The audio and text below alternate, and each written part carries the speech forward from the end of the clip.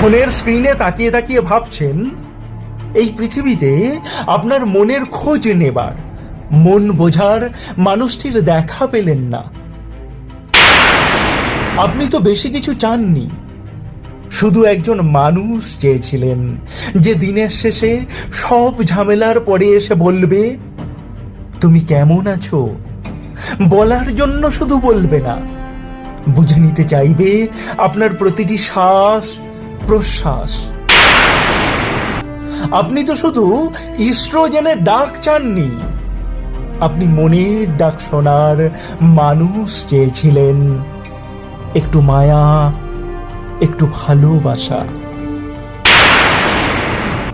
যে ভালোবাসা কলেজের প্রথম দিনের মতো তিত্তির করে বুক কাঁপায়, 30 বছর পরেও যে হাত ছাড়ে না, এমনকি ভুলগুলো পরম মমতায় শুধরে দেয়।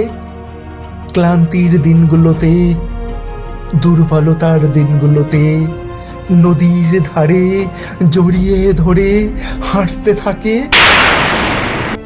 যে ভালোবাসা শত ঝড় বয়ে যাবার পরেও মানুষকে আবার বাঁচতে শেখায়, উঠে দাঁড়াতে শেখায়।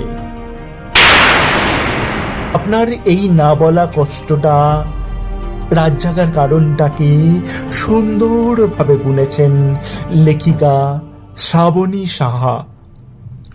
তিনি জানেন একজন নারীর আসল চাহিদা শরীর নয়, আসল চাহিদা একটু শান্তি, একটু মন দিয়ে দুটো কথা বলা, একটু বোঝা।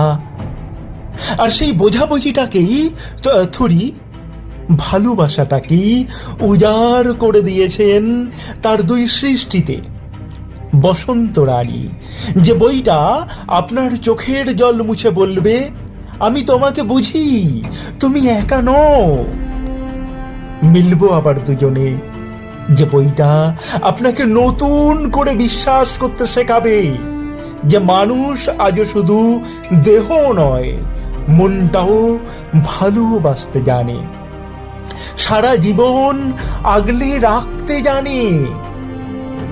এই বই দুটো পড়ার পর আপনাকে বেশ কয়েকটা দিন অন্য জগতে পৌঁছে দেবার গ্যারান্টি নিচ্ছে অন্বেষা।